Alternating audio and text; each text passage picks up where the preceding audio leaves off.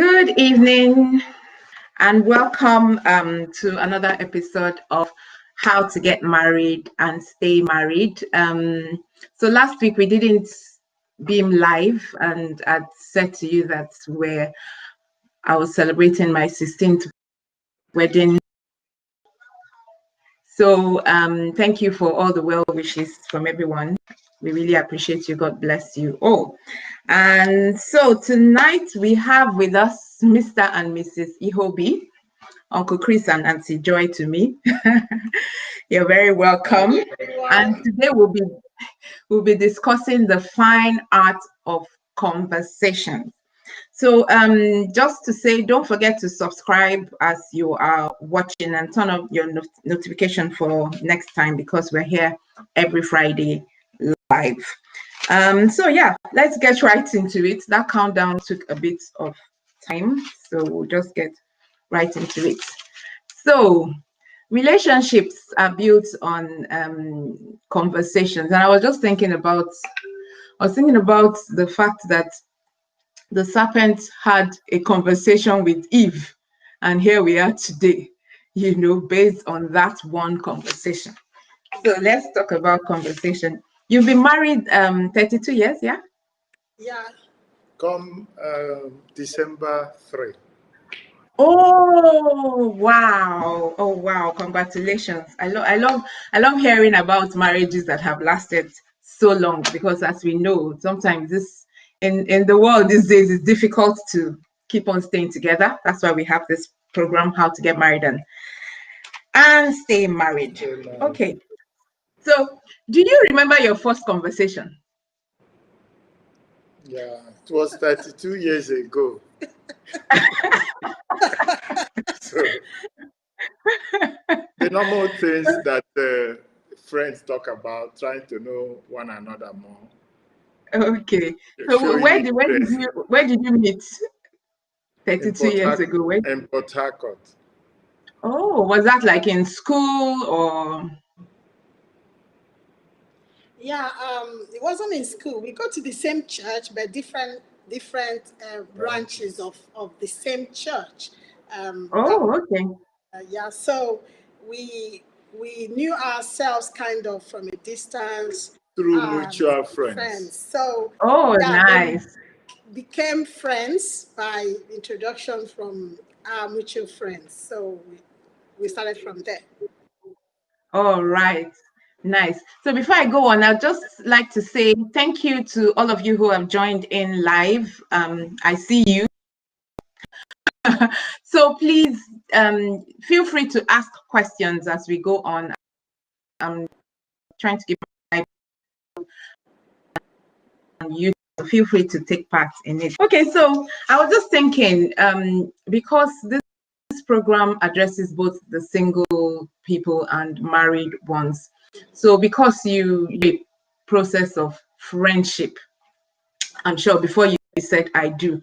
So what kind of conversations should single people be having? What kind of topics should they have conversations about before they take that big step of saying I do? Like, what kind of conversation did you have before you said I do? Single people are normal people, and normal people share hopes and aspirations in life, successes and failures. Just normal discussions, trying to understand the way we think, what each of us think about various issues of life. And over time, we started deeper conversations, setting out time to pray together, discussing our joint aspirations as opposed to individual aspirations. Yeah, so I was saying, Auntie Joy, you're nodding, yes. So I wanted to hear what. Yes.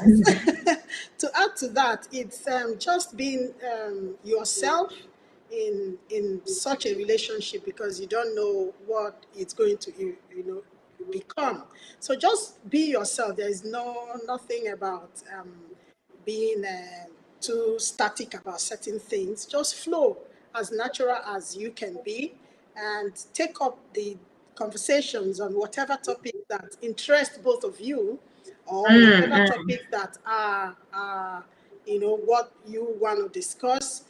Get into it, be natural about it, be practical about it, share your ideas. Do not pretend to one another in your discussions. Just be who you are. And that is one step about knowing one another, even though you haven't said I do.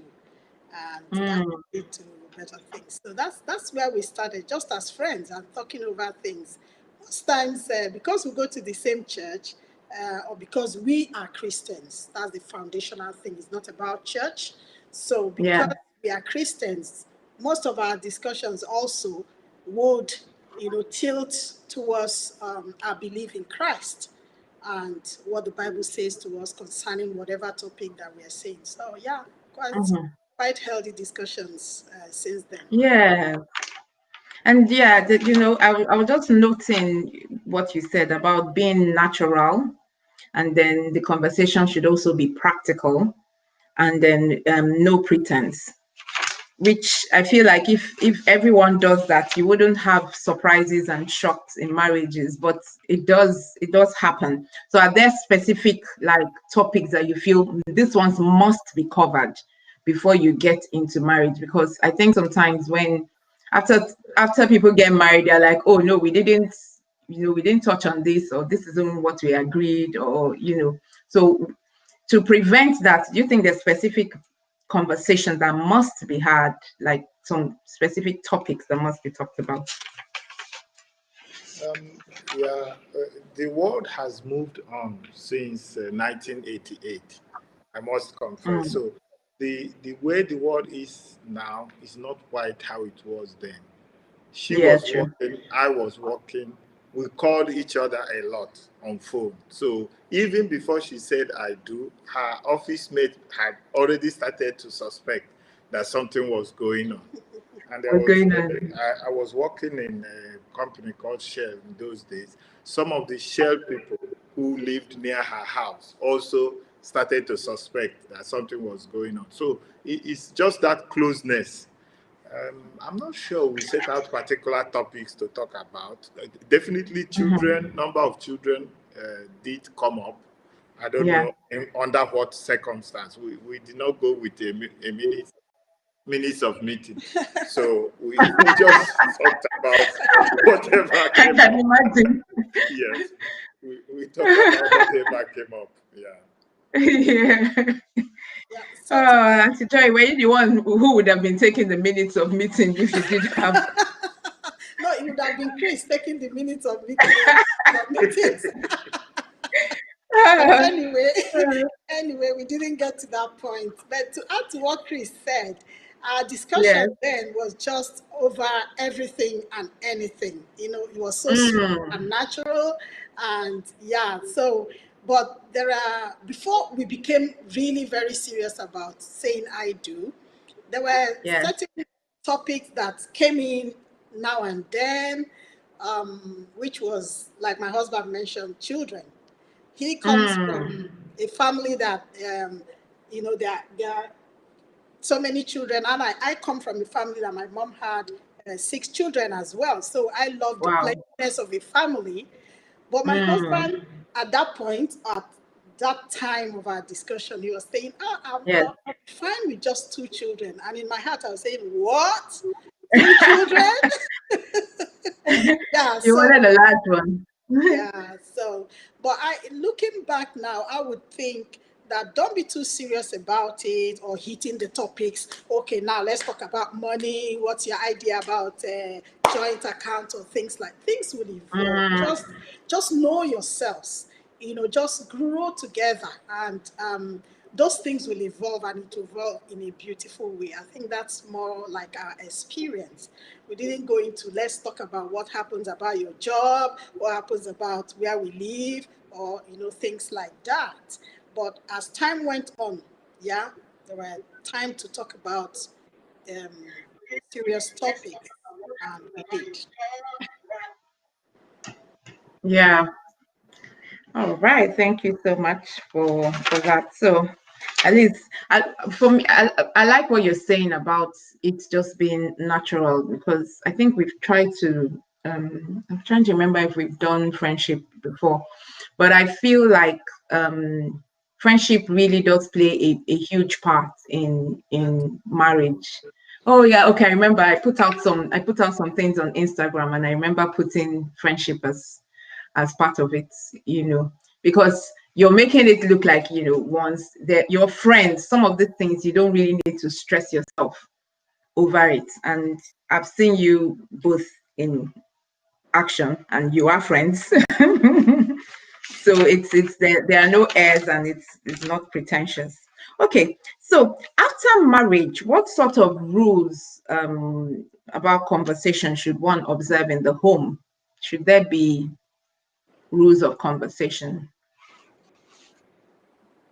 Um, I will take a step back.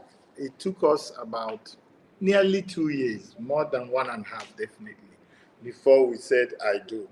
So in that period, we have known ourselves to some extent. So the transition is not that abrupt. But even if I thought it wasn't abrupt then, over time, because we come from different cultures, different states, and different family types, it took time for us to fully gel. In fact, I would say it took nearly 5 to 10 years to say Wow. we are flowing nearly as we are flowing now. And it's a continuous lesson.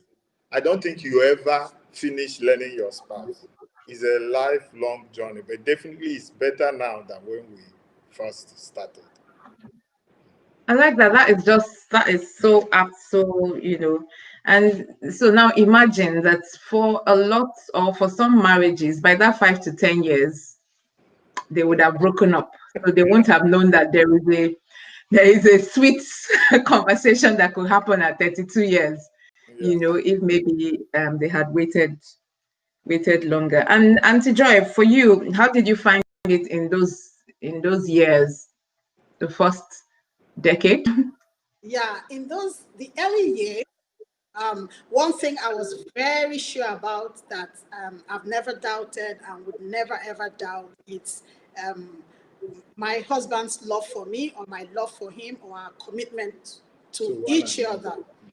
And the second thing that I would never be in doubt about is whether he takes my family as his, or I take his family as mine. There is no divide, even till as we Yeah. speak now. Um, um, until my mom and my parents passed on, bless their souls, my husband was like their first son, and that's what Oh, it is till today. And same as my parents-in-law and my parents, my marital home. So yeah. there is nothing in doubt about that. But when you talk about our personalities, that's the area that my husband is more on the quiet side. And those who know me that I am the opposite of my husband when you talk about personality. Um, Yeah. I'm the one who talk most of the time. I'm the noisy person, and all that. So Outgoing. outgoing, he loves, yeah, he just loves. You're the social media queen, eh? So you can imagine bringing those two different kind of people together, and I want us to go out, I want us to just be in the face of people, and he's Yeah. this reserved one. So finding how to fine tune that over those first few years was a kind of a challenge and a learning point. Yes. A learning Mm. point. So it's so beautiful for you to fine tune. It's just like where a furniture maker is Sanding. sanding his wood. Yeah. You know, it's if the wood has to speak, the wood will say, "This is too harsh on me. Leave Of me. Let course. me just be the way I am." But by the time Mm. you finish the sanding, you see a beautiful, smooth furniture like what we have in our homes. Every Mm. furniture had to go through that, and that's what happens in every relationship. Those initial trying to blend with somebody you didn't know, but Yeah, now you are exactly. one. Yeah. And you come from different backgrounds. Now you are one, operating as one. So there is a time of, that sanding and becoming one. So there was challenges, but we overcame those challenges as quickly as possible, and it's paying off for us today. Praise Ah, God. praise God. I love that. That it's paying off. So you were talking about one person being quiet and then one other person. So how regularly should couples have conversation? Is there a place for silence? Like, is there a place for Uncle Chris? Because you're quieter, do you just like sometimes just say, "Oh, let me just have peace and quiet" sometimes? Or Auntie Joy, do you say, "Oh no, can we just switch it up a little"? So what's the place of silence and how regularly should conversations happen? Yeah, I think, let me take a step back. There is a biblical principle that has helped to guide our relationship. Somewhere in Mm, Matthew 7, where Jesus said that you should do unto others as you want them to do to you.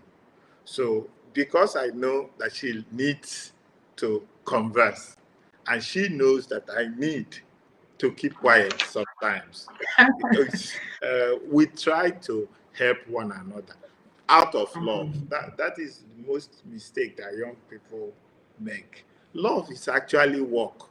You work on love. So you demonstrate love by doing something. So mm, yeah, you have to do something sometimes that is not necessarily your convenient way of doing, because your yeah. spouse, that's what your spouse wants. So because of that, you do it for him or for her. So sometimes, even if I don't want to have a conversation, I will have a conversation because I know she needs to be listened to as a need. Yeah. So Yeah. we support each other in that way. So Auntie Joy, I Yeah. like what Uncle Chris has said about love. So do you find it easy to maybe keep quiet sometimes in the same way just to also accommodate his own needs? Yeah. So we personalities are, I think, something God given. So you are Mm, born with certain personality, but whether good or bad, we are work in progress. And yeah. I see our union as a beautiful tool that God has given to both of us to refine us. So if I wasn't married to Chris, maybe my talkativeness would have put me in trouble most of the time. But I've learned so much from him that Mm, he can speak to me with his eyes. He can speak with me to me by just moving one part of his body, and I know exactly what he wants to wow. say or what he's saying Yeah, yeah. without even opening his mouth to say a word. I Mm, know what he means.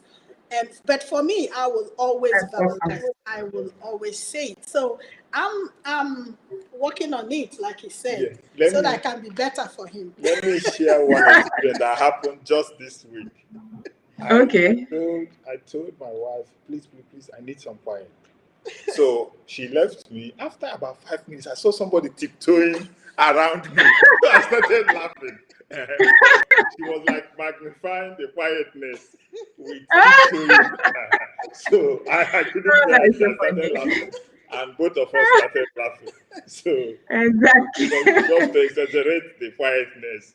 So Yeah, yeah. we are enjoying it. Let me say that. Yeah, it's not a Okay. burden. Yeah. Yeah, and sometimes he calls me noise maker. And when he doesn't hear my voice, he will now be looking for the noise maker. It's Right. Imagine. noise maker. So you want some noise, eh? That Yeah. is so cool. That is so cool. Thank you so much for sharing. So we have a question here. Thank you, YMC, and that's it's on YouTube.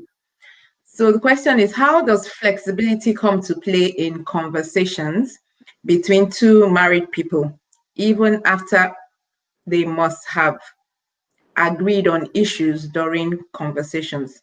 How do you handle changes in your conversations? Did you get the question, or should I repeat it?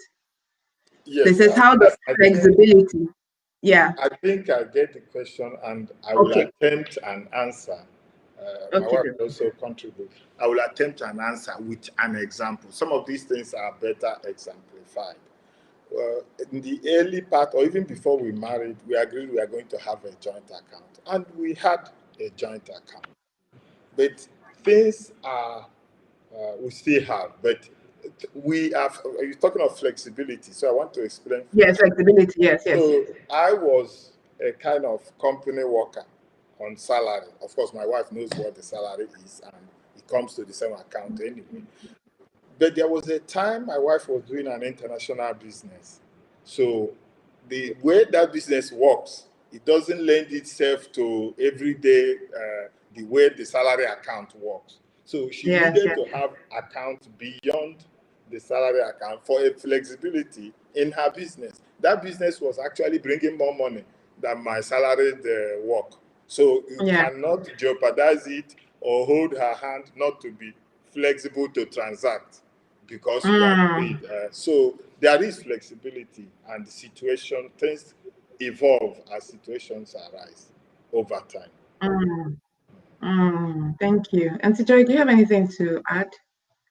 Yeah, I would. Yeah, that's a good example my husband gave. I would also add that maturity plays a very big part in flexibility and in things changing or evolving, because things you Mm, would think in time past that that's the right way it should be, but because of maturity, out of experience, and out of a lot of factors might be playing at that point, you clearly would see, okay, I think that's not the best way to handle this issue. But you yeah. discuss, you talk over it, you deliberate, you look at issues, and then you come up with something that both of you would agree this is the way forward. So that flexibility has to play in, because there is no decision about anything in the family or in any Mm, relationship that is 100% suits both of you. There are only very few mm, that happens. So most times it will be tilting to one side, but the other person mm, gives in. You give in because you know why, like my husband had mentioned, because you're mm, working on your love and your union and you want the best out of it. You give in. So that flexibility is very important, as long as it's based on the core belief of the Word of God. Yeah, another yeah. area of flexibility I can cite is at the early stage. My wife said she wanted 6 children, I wanted two, and you Wow. can guess how many children we Six have. children. Is the no the I average wanted is 6. the average, Yeah. which is four. Yeah. Yeah, but even Exactly. that Oh, yeah. four, after we have had two, we spent 4 years discussing, having conversations in their own balance about whether to continue or not. So our Yeah. first two children, we call them first 11. Our last two children, we call them second 11. So they were a little bit they were 4 years apart. So Apart. because Yeah. of the time it took us to come to a shared understanding of how to proceed. Yeah. Yeah. Yes. Wow. Thank you. Thank you for that. And thank you for the question, Yemisi. I'll try and let me see if I can get on Facebook as well without, because I'm trying to put off the volume. It keeps going on. Okay, there we go. Right. Okay. So, as you were talking, I was just thinking about, like for something where you wanted 6, she wanted 6, you wanted 2, and by the time you had done the 2, you had to have a conversation. So, maybe if that is not an example, then you can give us another one. But have you had any time where you had to have a difficult conversation? Because there's no way that you would have been married 32 years without having very difficult conversation. And if you have, how does one go about, addressing difficult issues in conversations? Last week we Yeah. did conflict, but just yeah. Okay. I wouldn't call it conflict. In fact, we set out is also in the earlier stage that we will share everything. We discuss Mm, everything. It's not easy to discuss everything. And I mean, everything means everything. Wow. If my wife goes out and a man chases her on the road, she tells me when she comes back. We are that clear. I've had an experience. I'm not making it up. It actually happened in the workplace, in the lift. A woman grabbed me and kissed me. I was younger then, not now. Yeah. So I came home and told her, this is what happened today. So it was, that is the standard we set, and that's how we practice. And that made it easy, because one day in London in a wedding, we actually met that woman. I said, this is the man that kissed me in the lift. She looked at her and kept quiet. Unknown to me, the woman came to me and started whispering something in my ear. So think of how hard it would have been if I didn't tell her. If But you because didn't I told her, hear. she was actually whispering innocently, do you need a better seat than where you are sitting? It was a crowded wedding. And of course, you know my answer, no, I don't need a better seat. So and I know. because I have shared my experience with her earlier before, so it made it easier. So we have difficult conversations. Wow. You see, those conversations, what you just mentioned, they're actually, big conversations, but I like the ease with which you had said it, because you both built a good foundation. That's something to learn from. Really good. Thank you so much. So, talking about conversations in that sense. So, is there a where and a when? And to Joy, is there a where and a when for conversations? Is there a perfect time? Yeah, there is.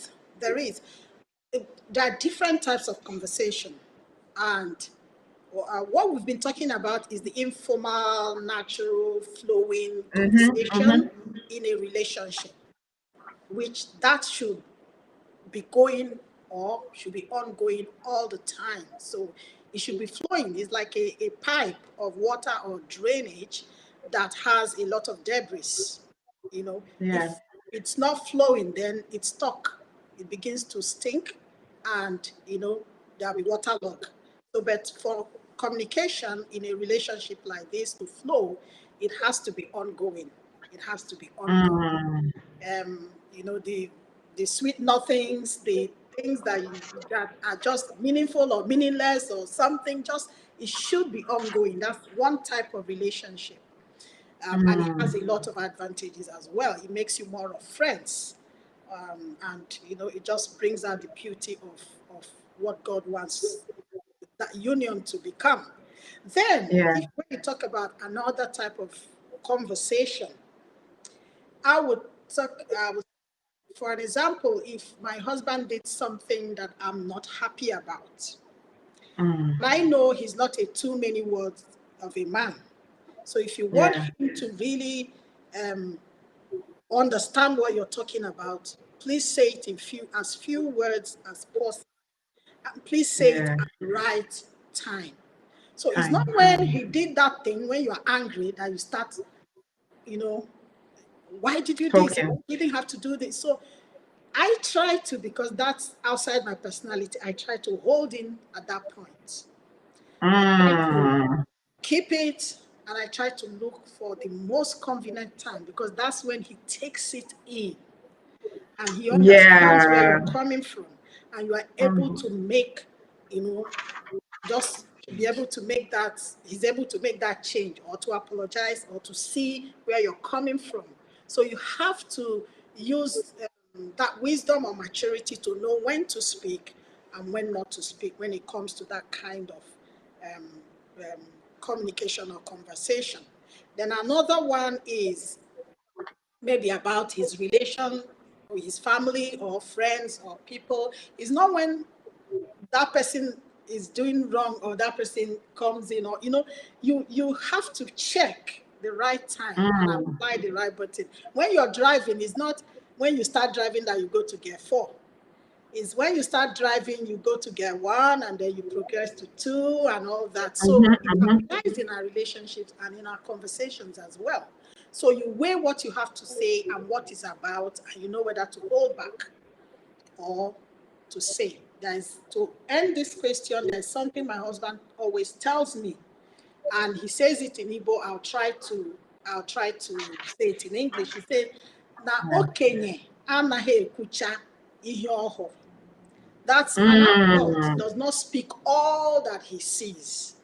In other words, an adult sees 100%, he keeps back some, and he speaks some. And at the right time, when he needs to bring out that one that he's keeping back, he brings it at the time that it will be most effective, for positive change. So he tells me that, and I try to apply it. And so sometimes silence speaks louder than words. So it's a mix of all that. Wow, wow, wow. That is some wisdom there that can, really help. Oh, so Uncle Chris, maybe you can talk us through this. You, as a family, you have set up a way of involving your children in conversations. I know you have a family set. Can you talk us through that, please? When our children were growing up, when they were very little, we have family altars. We try to pray together, and we make it a point to involve them to the extent as long as they can talk. In rota of leading the family, you never know how babies just beginning to talk are working hard to prepare to lead a family altar. So they learned Wow. it and they appreciated it, and they like the fact that they're involved. Over time, we also have family meetings, which has nothing to do with prayer or spiritual things, where we are talking of where do we go on holidays, and what places of interest we visit when we are in a new city. So, and we like to listen to them. We like to listen to take their views. Of course, we know some of their views are totally childish, but because you listen to them, they like it that you listen to them, and maybe we prove to them that what we eventually did is just a modification of what they suggested. So, and we Yeah. still do it today. Wow. One of my child is in his 30s, and the others are of lower age, but we still keep. Of course, they are not in the house, so we meet online at least once a week. Sometimes to pray, but sometimes to just hold a meeting and discuss and talk about the family welfare. Wow. That is just awesome. So, as I was just listening and thinking about all these conversations, and I know you've got the three daughters, and a son. So tell me, Auntie Joy, um, three girls in the house. How was it like having conversations, especially in their teenage years? Because I know that conversations can be testy. So how did you both transit that period, with your parenting style, as a couple? Did you put up a face together, or was it, or you faced the girls, you faced the boy? So how did you go through that phase? Yeah, parenting is something that you don't have. You're not trained. You've never been a parent before, so you get into it and you face it. So when our children were growing up, when they were quite, my husband, um, you know how toilet training. Till today I don't know how to toilet train. So he's so much into the lives of children. So he knows when, yeah, he should stop. He should start learning how to, do and do that. He's so much into it. So he blended with these children. So it's not left for the mom alone to struggle with these issues of being a parent and not knowing what it means to be a parent. So that made things a lot easier for me. So bedtime stories, I can count how many times I did the bedtime stories. So it's always my husband that will do the bedtime stories. The children will be given time to draw their lessons from the bedtime stories. Sometimes it's biblical stories, You know, sometimes it's character stories, sometimes it's folk stories, Igbo folk stories, like the tortoise wise and those things. And they will sit on the table and sit on the bed and spend hours, you know, dissecting one folk story to another and learning lessons from it.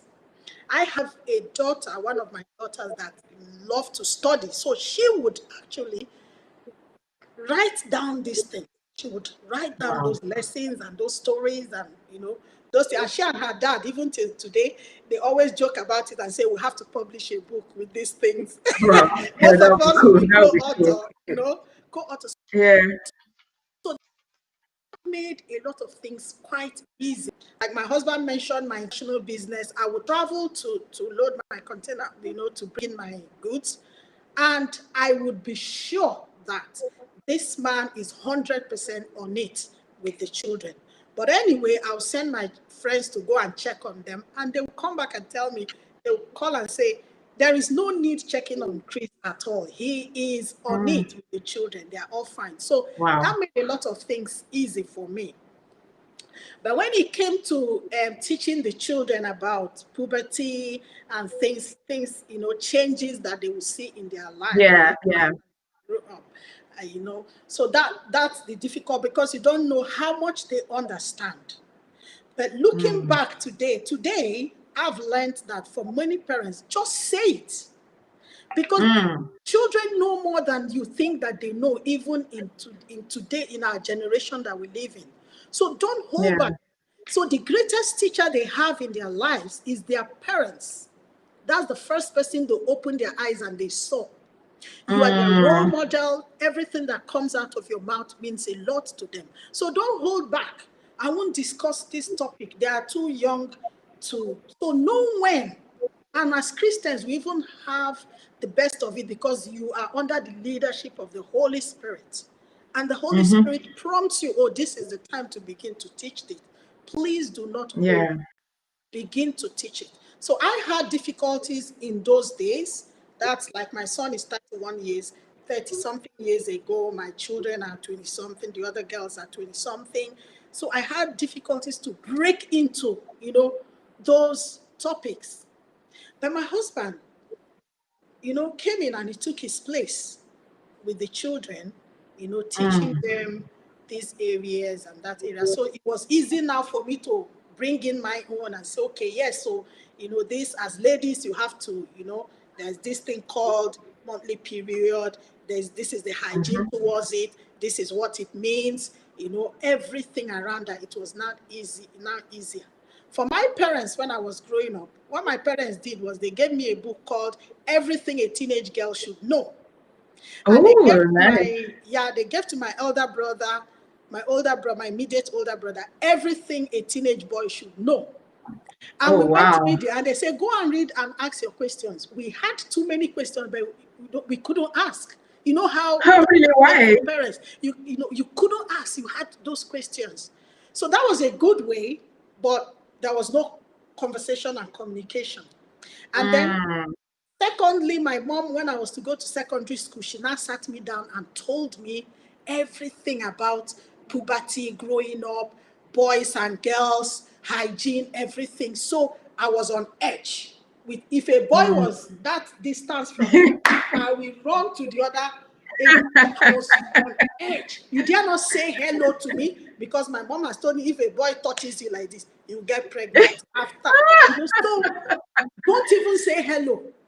So we Wow. just Ah, strike a balance, God you know, bless from the where we mummies. used to be to where we are, make them understand, bring it to the practicality of everything that is happening. They will understand. They will understand. It was quite difficult for me, but he made it a lot easier. And yeah, we had to break through those ones. And yeah, so those were those were Wow, difficult. that is just so Yeah. awesome. Thank you so much. Uncle Chris, so where did you acquire this toilet training skills and reading a lot of stories in the evening? What will I say? Maybe from home. I come also from a peculiar family. My wife is the fifth child and the first girl. I'm the fifth child and the firstborn. So I grew up in a family full of young women. So Yeah. somehow they imbibed some characteristics. So when I joke with my wife that I start cooking soup at age 4, she will say Yeah. it's not possible. I say in my house, all of us, everybody does everything, and I learn from the girls what they are doing, and from there, I think having a lot of girls in the family helped, and having the interest also. Most men faint when they see women delivering a baby. They just faint, and you need to revive them, and we'll be caring for the pregnant mother and the husband at the same time. But actually, Yeah. please, I want to be around when all my children, Yeah. and God has a way. Prayers, your desire, genuine desire. The only one I would have missed, I fell ill where I was, and I was rushed home only to meet. Wow. I was working offshore in a terminal, Yeah. but I came home, and that day I came home that I'm off sick. Lo and behold, the pregnancy came 2 weeks early. That's the only one I would have missed, and in that one I also saw it. Yeah. So I now Wow. saw all 4 of That's them Lord being doing. delivered. So it actually gives you a certain bond with the child and a Mm. certain respect for the wife. So I think Mm. men who run away when children are being delivered should be tied with a rope and brought to the door so that they will see it. Yeah, you need to see it to Maybe begin to paradise. respect your wife. You need to respect your wife and appreciate the child that was born. Mm. On the 4th child, nobody told my wife. On the spot, we decided that this is it. We've had enough. So The there dream was of no, 6 was gone. yes, no more No more talking of 6. 6. We are just talking. Let's go with this 4. And have we Yeah. seen what we are seeing? Let's stop. Yeah. Yeah. Wow. Thank you. And so we would soon be rounding up. You know, most times when we're having these conversations, you don't want to end, but of course. So tell me, at the beginning you talked about joint goals and dreams. So do you think all the conversations you had at that time have all those aspirations come to pass, or are there still some that you're still working on for the future? Um, I will answer it in another way. There are things, if we had known then, we would have done. We didn't know, but we encourage couples and intending couples to do it. Yes, we were praying and reading Bible and doing the much we can on our own. But it would have been better if we had sought an elder married couple and sat under their Mm, tutelage. So it wow. helps to have mentorship even in marriage, so that Mm, they tell you some things frankly, which you don't need to discover yourself and say, this is how mm, went through it. Just like we said that our first 5 years was the most difficult, so that the yes, people yes. break up before end of 5 years and so on. We didn't have mentorship, but we got through it by the grace of God. But we recommend Mm, to couples now to try and get mentorship in the area of marriage before they start. wow. Wow, that's actually really very instructive. And Auntie Joy, do you have anything to say about that? Have all your dreams come to pass? Uh, I wish. So, yeah, so when we started, oh, you have the whole world ahead of you, and you're looking forward to this beautiful union which we've had. We've really enjoyed our 31 come 32 in A a few month's weeks. time, December. a Yeah. few weeks time. Oh yeah, actually, few weeks Oh, time. that's true. It's a few weeks. Yes, that's Yeah, true. 32. We've enjoyed every stage of it. Would I say that Mm, it's been smooth and sweet all the time? No. There are times and challenges and difficulties, and that adds to the beauty of it all. When you say, yeah, so we've come through this, we've come through this. Oh, this is amazing. It makes a stronger you, a stronger union. So our yeah. aspirations, most of them, we see God bring them come to pass in our lives, one stage after the other, and that marvels you, and you appreciate God. secondly, there are aspirations that are yet to come to pass, but you still trust God that they will come to pass. But whether all of your aspirations will come to pass in this lifetime, that's a dream, because you walk through some aspirations, you add on, you add on some aspirations, and then, so you just keep going. My husband tells me that the day that somebody fulfills, when I say, darling, we need to do this, we need to do this, we really have to do this, he said, put it on the list, put it on the list of to do. I said, no, this will go on the list. This will not go on the list. We have to do this. He said, we have to put it on the list, because the day you finish doing everything you have to do, that's the day that God will tell you, yeah, come home. That's enough. There's nothing to do. Oh, that is funny. Yeah. So the day we finish, oh yes, all my aspirations, I've got them, That's the last 100%, I'm fine. Now let me rest. Then you go and meet your creator to rest. So aspirations make you wake up every day and look towards something, and you work hard. And I keep telling my husband, I say, I'm looking to a day where you don't work, you just sleep and rest, and I'll be paying all the bills in the house, and I'll be doing everything. So it's so beautiful. I want to share this. There was a day I went for a job. I was called for a job somewhere in Scotland, and Yeah. my husband was home. He wasn't working. I think he was on leave or something. And he said they offered me transport. You know how they offer you transport, hotel bill, feeding, everything. So he said, okay, tell them not to bother about transport. I'll drive you. I said, wow, that's great. And, I just said to them, don't worry about the transport. Put that transport money in my charity. Just put it in my charity. So I will find my way there. So my husband drove me. And by the time we got there, my hotel was ready. In everything, they welcomed me. And we checked into the hotel. Our dinner was ready. We went down for dinner. The next day, it was just good, good, good, and us not Yeah. spending anything. So I was so over the moon. I told my husband, I said, for the first time in my life, darling, I am taking you to work, and I'm housing you. I'm feeding you. I'm giving you a good time. So guess what? As I got ready in the morning, he was still sleeping, and I was going off for my conference. I was going to speak in that conference. So I was going off for my Yeah. conference. And I came back like he would say, and I say, you didn't even kiss me goodbye, because he would say, you're still sleeping. I'm leaving the room, and you didn't even say, Yeah. Yeah. you didn't even kiss me goodbye. So I said what he would say to me, Yeah. to Yeah. him. And I really loved it. That was my first time of taking him to work, and and taking Yeah. care of him by my Yeah. work, paying, and him not spending anything. So yeah, Yeah. it's a beautiful thing to find a friend as a husband or as a wife, Mm. and Mm. work towards making yourself better. So yeah, it's really good. So Fantastic. Thank you so much for sharing. On a final note, I just thought maybe we could just touch on this quickly before we round off, because I started by saying that the serpent had a conversation with Eve, and here we are today. Oh, let's see, somebody just put in a question. Oh, okay.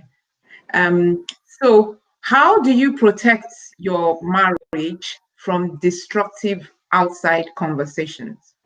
Because Adam and Eve already had shared, they knew what the rules were, and then Eve wandered off on her own and had this conversation with an outsider, that ended up now destroying the foundation that they had laid, their relationship with the Lord, and all that stuff. So in marriage, how do you protect yourself from conversations that could ruin? Another example that comes to mind to me is Joseph and Potiphar's wife. She kept trying to lure him into, and I like the way the Bible says it, that he didn't stay with her. He never attended to her request, and then one thing he didn't do was even spend time with her. So how can a couple protect themselves from conversations that could be destructive? On a final note. I will, since we are running short of time, I will say that being close to your wife, being a friend to your wife helps a lot. because women understand each other. Women sometimes can be there and women will be having their own type of conversations and will not even know what is being said. So women understand fellow women more than men. So I take stares from my wife. If my wife say, this woman, watch her, keep away from her, don't be her friend in any way, she will very likely be accurate. And our kind of decision early to share and discuss everything also. Yes, yes. So since you share all your feelings and successes, you are more likely to be not hiding anything, and she is more likely not to be hiding anything. We are Africans. When you say outsiders, I hope you don't include relatives. In Africa, we don't send relatives away. We have Yes, yes, extended yes. family. We still, although no extended family is living with us today, because of our growing up in a family, many have come and gone, and we still Yes. support them where they are even today. Thank you. Auntie Joy, do you want to say anything before we? Yeah, I think staying close to God is one big one. In addition to what my husband has said, staying close to God in these times is a very big Yeah. one. Because when you think of divorce rates and you think of broken marriages and think of separations, it bleeds your heart how many children that have to be raised outside the beautiful union of a family, a husband and a wife. So being close to God and tapping into that strength and nourishment from Yes. God for your marriage is key. And Mm. then applying the wisdom that comes from knowing God in the place of choosing your friends. We have been Mm. blessed with very beautiful friends that add on. Yeah. They actually add on to who we are or what our marriage Mm. is. Yes. We have been so blessed, but not everybody is that blessed. You could Yes. have a friend who comes in to spoil rather than build. So Yeah. if you are in the place of communication with God, which is the most important communication, you would know that this is not right. And you will shield your family from such a person, from such a relationship, or such an association. Mm. So those are key. Dwelling, in the presence of God, feeding on the Word of God, being wise, and being careful with who you bring in your relationship, Mm. who you listen to in your Yeah. relationship, who you talk Mm. to in your Mm. relationship. It really matters. So I think Mm. that would be a big one for us to protect your union in this time. Mm. Yeah. Wow. Thank you so much, Mr. and Mrs. Iheobis, Uncle Chris, and Auntie Joy. So your friend is saying hello to you, Auntie Ugo Ibeneche, in the comment section. Ah, I know. Auntie! So she's like, wow, great to see you guys waxing Yeah. strong. Just tuned in, and I'm really excited to see you after all these years since we left Port Harcourt. So those are your Ah, Port Harcourt, so all Port Auntie, Harcourt we love people. you. So good to Yes. hear from you. Thank you for And she said, joining thanks our for sharing. conversation. Moved out quite, but I've got the beat about staying close to God and listening to each other. Thank you, Auntie Ugo, for always showing up. Thank you so much. Thank you, Auntie. God bless So you. thank you so much, Auntie Joy and Uncle Chris, for your time. I really appreciate it. And to all the people who tuned in, I could see Uncle Aham Ubochi also tuned in. So your friends That's our tuned in friend. too. But Thank you. you've got Yeah, great friends. it's so And good thank to you have to them around. everyone. Thank you to everyone. Thank you for the comments.